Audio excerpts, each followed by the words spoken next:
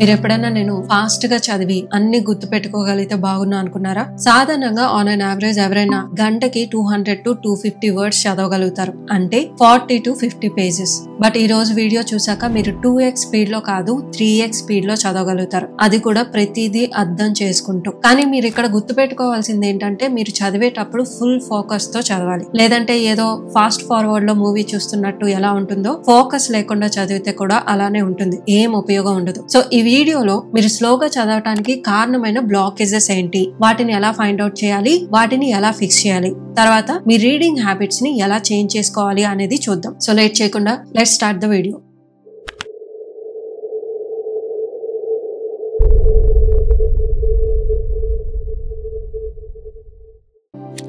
First మీరు గుర్తుపెట్టుకోవాల్సింది ఏంటంటే speed reading is not racing, it's about clearing blockages. Just imagine మీరు ఒక రోడ్ పై ట్రావెల్ చేస్తున్నారు. ఇప్పుడు మీ ముందు 2 రోడ్లు అంటే 2 డిఫరెంట్ పాత్స్ ఉన్నాయి. ఒక రోడ్ స్మూత్ గా ఉంటుంది, ఇంకో రోడ్ ఫుల్ గా రాళ్ళు స్పీడ్ బ్రేకర్స్ తో ఉంటుంది. ఇప్పుడు ఈ రెండిట్లో మీరు ఏ పాత్ ని చూస్ చేసుకుంటారు? ఆబ్వియస్ గా స్మూత్ రోడ్ ని చూస్ చేసుకుంటారు కదా, ఎందుకంటే స్మూత్ రోడ్ లో జర్నీ ఫాస్ట్ గా ఉంటుంది, ఈజీగా ఉంటుంది, అబ్స్ట్రకల్స్ లేకుండా స్మూత్ ఫ్లో అనేది ఉంటుంది. ఇదే కాన్సెప్ట్ చదవడంలో కూడా అప్లై అవుతుంది. మీరు చదివే టైంలో తెలియకుండా చాలా మెంటల్ స్పీడ్ బ్రేకర్స్ ఉంటాయి అండ్ అవి మీకు తెలియకుండా మీ స్పీడ్ ని తగ్గిస్తాయి. సో మొదటి స్టెప్ ఏంటంటే ఈ బ్లాకేజెస్ ని గుర్తించి క్లియర్ చేయడం. అప్పుడే రీడింగ్ ఫ్లో వస్తుంది, స్పీడ్ ఆటోమేటిక్ గా పెరుగుతుంది. అయితే మీరు సాధారణంగా ఫేస్ చేసే బ్లాకేజెస్ ఏంటో ఇప్పుడు చూసేద్దాం. అందులో మొదటిది వర్డ్ బై వర్డ్ రీడింగ్. ఒకసారి నేను చూపించే సెంటెన్స్ ని మీరు చదవటానికి ట్రై చేయండి. సో చూసారు కదా, మీరు ఎలా చదివారు ఒకసారి గుర్తు చేసుకోండి. మీరు కనుక ఇందులో కనిపించే ప్రతి పదాన్ని చదివింటే you are a slow learner. చాలా మంది ఇలా చదువుతారు, ఇది స్కూల్లో నేర్పించిన హ్యాబిట్. మీరు ఇంకా అదే హ్యాబిట్ ని కంటిన్యూ చేస్తే ఎలా? ఇలా చదివితే బస్ ఉన్నా కూడా నడిచి వెళ్తున్నట్టే. మీకు అదే చిన్నప్పటి సిలబస్ లేదు. సిలబస్ తో పాటు బర్డెన్ కూడా పెరుగుతుంది. ఇప్పుడు మీరు ఎగ్జామ్స్ రాయాలి, ఫాస్ట్ గా సిలబస్ ని ఫినిష్ చేయాలి, టైం తక్కువ ఉంటుంది. So change your mind set and choose smart way. ఇలా వర్డ్ బై వర్డ్ చదవటంలో ఏం స్పీడ్ తగ్గుతుందో అనుకోకండి. దీన్ని ఓవర్కమ్ చేస్తే చాలా తక్కువ టైంలో ఎక్కువ చదవగలుగుతారు. అందుకే మీ బ్రెయిన్ కి ఉన్న అడ్వాంటేజ్ ని యూజ్ చేసుకోండి. జనరల్ గా మన బ్రెయిన్ 2 to 4 వర్డ్స్ ని ఒకేసారి చదవగలదు. It's called chunking. బ్రెయిన్ కి ఎంటైర్ లైన్ చదివే కన్నా స్మాల్ ఫేసెస్ చదవటం ఈజీగా ఉంటుంది, మెమరీలో కూడా ఫాస్ట్ గా రిజిస్టర్ అవుతుంది. సో నెక్స్ట్ టైం ఇలా ట్రై చేయండి. ఇంకోసారి నేను ముందు చూపించిన సెంటెన్స్ ని మళ్ళీ చదివి చూడండి, కానీ ఈసారి he was a good boy అని అంతా ఒకేసారి చదవడానికి ట్రై చేయండి. Notice the difference. ఇందులో ఏముంది అనుకోకండి, నేను ఇలాంటి సింపుల్ సెంటెన్సెస్ గురించి చెప్పట్లేదు అని అర్థం చేసుకోండి.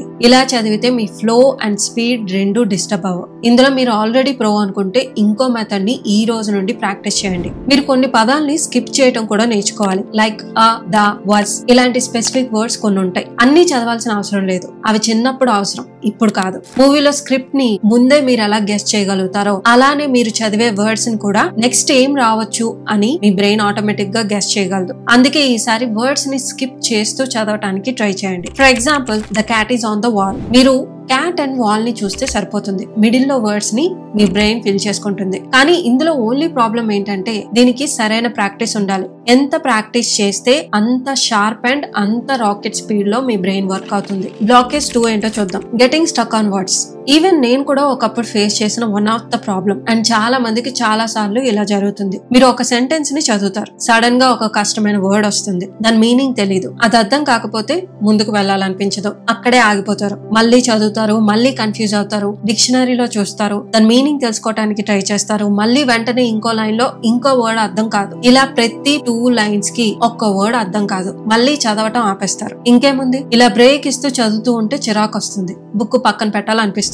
చాలా మంది బుక్ రీడింగ్ హ్యాబిట్ ని బిల్డ్ చేసుకోకపోవటానికి రీజన్ కూడా ఇదే. ఇలా మీలో ఎంత మందికి జరిగిందో తప్పకుండా కమెంట్ చేయండి. ఇప్పుడు చెప్పండి, ఒక వర్డ్ కోసం ఫ్లో ని బ్రేక్ చేసి పూర్తిగా చదవటమే ఆపేయటం బెటరా, లేక అర్థం కాకపోయినా ఇగ్నోర్ చేసి కంటిన్యూ అయితే బెటరా? మీరే ఆలోచించండి. అయినా మీలో కొంతమంది అలా అర్థం కాకుండా ఎలా కంటిన్యూ అయిపోవాలి అంటారు. కానీ ఇక్కడ మీకు తెలియని ఇంకో విషయం ఏంటంటే మీ బ్రెయిన్ కి కంటెక్స్ట్ ని బేస్ చేసుకొని మీనింగ్ గెస్ చేయగలిగే శక్తి ఉందని మీకు తెలుసా? దీన్నే కంటెక్చువల్ అండర్స్టాండింగ్ అంటారు. ఇది బుక్ లో మాత్రమే కాదు, మీ డైలీ లైఫ్ లో కూడా జరుగుతుంది. అంటే ఉదాహరణకి ఇలాంటి సిచ్యువేషన్ ని మీరు ఫేస్ చేసే ఉంటారు. ఒకరు సెంటెన్స్ ని మధ్యలోనే ఆపేస్తారు, లేదా మీరు దూరంగా ఉన్నప్పుడు ఎవరో మాట్లాడిన కొన్ని వర్డ్స్ వినిపించి ఇంకొన్ని వర్డ్స్ వినిపించకపోతే ఏమవుతుంది, మీ బ్రెయిన్ చిన్న గ్యాప్ తీసుకొని ఆ సెంటెన్స్ ని ఫిల్ చేస్తుంది. పూర్తిగా వినకపోయినా కూడా మనం వాళ్ళ కంటెక్స్ట్ అండ్ మీనింగ్ ని ఈజీగా గెస్ చేసేస్తాం. ఇలానే మీరు వర్డ్స్ స్కిప్ చేసినా కూడా సెంటెన్స్ మొత్తం చదవకపోయినా బ్రెయిన్ అది గెస్ చేసేస్తుంది. ఎలాగో ఒకసారి మీరే ట్రై చేసి చూడండి. ఈ సెంటెన్స్ చదవండి. The boy climb the and jumped down. Me brain ఆ ఖాళీని ఫీల్ చేసిందా లేదా అబ్జర్వ్ చేయండి. Even if you don't know the missing word, మీరు ఆల్రెడీ ఇమాజిన్ చేసే ఉంటారు కదా. ట్రీ అనో, వాల్ అనో, ఫెన్స్ అనో, ఇలా బ్రెయిన్ లో ఏదో ఒక రఫ్ ఐడియా వచ్చే ఉంటుంది. That's how your brain works. So next time ఒక వర్డ్ అర్థం కాకపోతే అక్కడే ఆగకండి, కంటిన్యూ చేయండి. అయితే ఇప్పుడు ఇంకో డౌట్ వస్తుంది. టెక్స్ట్ బుక్ లో డిఫికల్ట్ వర్డ్స్ ఉంటాయి, అవే ఎగ్జామ్ లో రాయాల్సి ఉంటుంది. మరి అలాంటి వర్డ్స్ ని స్కిప్ చేస్తే ఎలా అని మీరు అనొచ్చు. డోంట్ వరీ, దానికి కూడా ఆన్సర్ ఉంది. ఆ వర్డ్ ని కంప్లీట్ గా స్కిప్ చేయమని చెప్పట్లేదు. పాయింట్ ఏంటంటే ఆ మూమెంట్ లో అక్కడ ఆగకండి అంతే. టెక్స్ట్ లో డిఫికల్ట్ వర్డ్స్ వస్తాయి, వచ్చినప్పుడు అండర్లైన్ చేయండి. సెంటెన్స్ కంప్లీట్ చేసి ఫ్లో ని మెయింటైన్ చేయండి. తర్వాత ఒక సెపరేట్ సెషన్ లో ఆ అండర్లైన్ చేసిన వర్డ్స్ ని గ్యాదర్ చేసి మీనింగ్ తెలుసుకోండి. ఎగ్జాంపుల్స్ తో ప్రాక్టీస్ చేయండి. And if that word is important for exam, repeated గా చదవండి. Flash cards, mind maps, stick notes ఏమైనా వాడండి. బట్ ఫ్లో బ్రేక్ చేయటం వల్ల చాలా మంది చదవటాన్ని స్కిప్ చేసేస్తారు. అది అవాయిడ్ చేయాలి. బ్లాకేజ్ 3. మనకు ఒక్కొక్కసారి ఇలా అనిపిస్తుంది, నేను చదువుతున్నా కానీ ఏం గుర్తుండట్లేదేంటి అనుకుంటాం. కారణం ఏంటి? చాలా సార్లు మన కళ్ళు మాత్రమే మూవ్ అవుతాయి, బ్రెయిన్ మాత్రం ఇంకా కనెక్ట్ అవ్వదు. సో వెనక్కి వెళ్తాం, మళ్ళీ ఆ లైన్స్ చదువుతాం, మళ్ళీ కొంతసేపటికి ఇదే రిపీట్ అవుతుంది. పేజెస్ తిప్పుతాం కానీ కంటెంట్ మాత్రం బ్రెయిన్ లోకి పోదు. ఇంకా ఇన్ఫర్మేషన్ అది ఎలా ప్రాసెస్ చేసుకుంటుంది? అందుకే బుక్ క్లోజ్ చేశాక ఏం గుర్తుండదు. అయితే దీనికి సొల్యూషన్ నెక్స్ట్ పార్ట్ లో చూద్దాం. కానీ ఇది అర్థమైతే మీరు ఆల్రెడీ హాఫ్ ప్రాబ్లమ్ ని సాల్వ్ చేసినట్టే. ఓకే, ఇప్పటి వరకు మీ స్పీడ్ ని బ్లాక్ చేసే విషయాలేంటో వాటిని చూసారు. ముందు వాటిని ఎలిమినేట్ చేయడానికి ట్రై చేయండి. అయితే ఇప్పుడు సెకండ్ స్టెప్ ఏంటంటే స్పీడ్ గా చదవటానికి ఫాలో అవ్వాల్సిన చిన్న చిన్న హ్యాబిట్స్ ఏంటో ఇప్పుడు చూసేద్దాం. అందులో మొదటిది పాయింటర్ టెక్నిక్. సింపుల్ గా చెప్పాలంటే మీ ఫింగర్ లేక పెన్ ని లేదా ఏదో ఒక పాయింటర్ ని యూజ్ చేయండి. ఇదేదో చైల్డిష్ థింగ్ అని మానేకండి. ఇది డిస్ట్రాక్షన్స్ ని తగ్గించే స్మార్ట్ వే. ఎందుకంటే పెన్ ఒక ట్రాకింగ్ గైడ్ లా పనిచేస్తుంది.